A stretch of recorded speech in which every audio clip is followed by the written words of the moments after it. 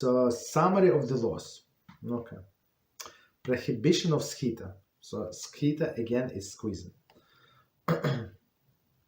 Squeezing liquid that is trapped in some solids. Liquid, separate the liquids from solid. Under prohibition of Sechitah, it is forbidden to extract juice of many fruits and vegetables and to squeeze liquids out from the food items in which it has been absorbed, such as bread, right? So this challah that absorbed the wine, okay, right? Okay, continue. Actually, one more time, just to make sure. Under the prohibition of Sechitah, it is forbidden to extract the juice of many fruits and vegetables. Many meaning, what is it? This first category meaning grapes and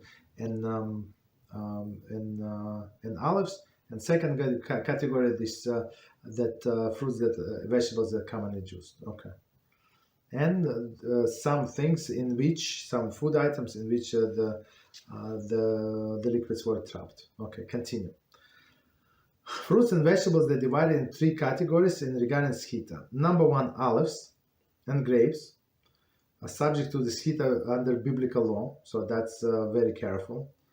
Okay, number two, other fruits. So but if you have just grapes and you're not going to squeeze it unless you like squeeze it. Juice is not going to come out. Okay. Second category, fruits and vegetables that are commonly used are subject to Sechitah by rabbinic decree. Okay. And number three, fruits and vegetables that are not usually juiced are exempt from the prohibition. So let me check time quickly. Second. Okay, I think we can stop here. Continue next time. So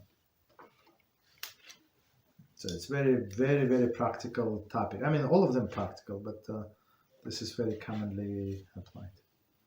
Okay. Any questions on what we said?